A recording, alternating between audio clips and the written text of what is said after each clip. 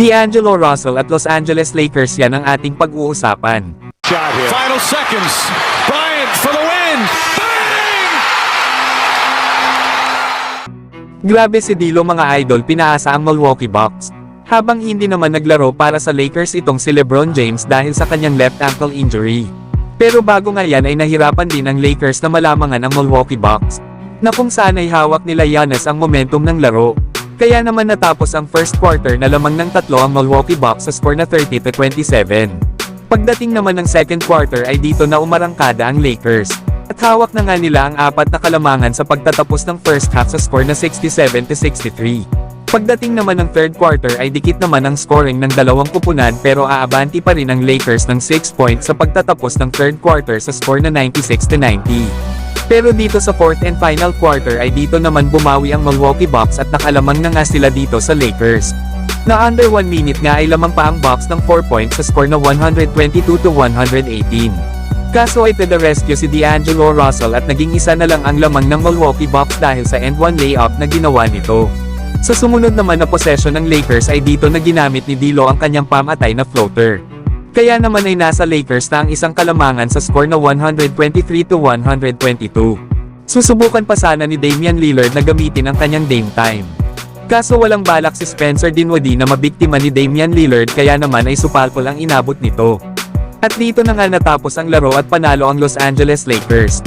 Pinangunahan nga ni D'Lo ang kanilang kupunan matapos itong gumawa ng 44.6 rebounds at 9 assists.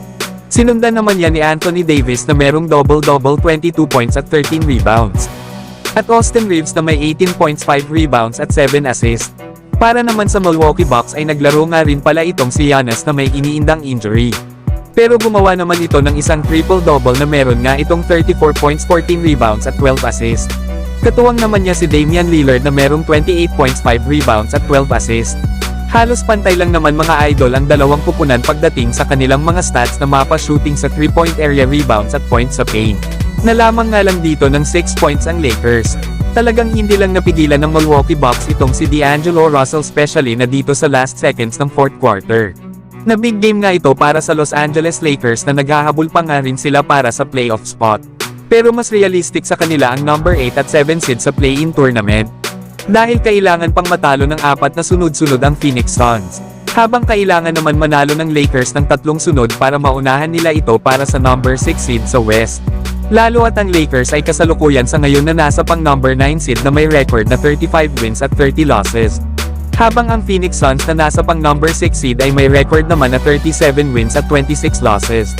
Kaya marami-rami pang panalo ang kailangan ng Lakers para makasecure sila ng playoff spot. Kaya malaking bagay talaga ang naging panalo ng Lakers sa Milwaukee Bucks. Samantalang sinabi naman ni D'Lo sa kanyang naging post-game interview, na basta ginawa niya nga lang daw ang dapat niyang gawin sa scoring at sa kahit ano paman.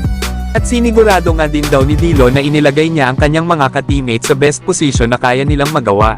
Nakaramihan naman daw sa kanyang mga ka-teammates ay mga nag-step up. Sinabi nga din ni D'Lo na basta naging confident nga lang daw ito hanggang sa makakaya niya. Hindi nga daw siya nanahimik at hinayaan niya na ang kanyang laro ang magsalita para sa kanya at ito daw ang pinatunayan ni D'Lo. Lalo at importante daw sa kanila ang panalo na ito laban sa Milwaukee Bucks. Na ang iba pa nga daw kasi sa kanilang mga players ay nagpapagaling pa sa kanilang mga injuries. Yan nga mga idol ang mga sinabi ni D'Angelo Russell. Pinapatunayan lang talaga ni D'Lo na hindi dapat siya ibinabangko sa fourth quarter dahil kaya niyang maipanalo ang isang laro.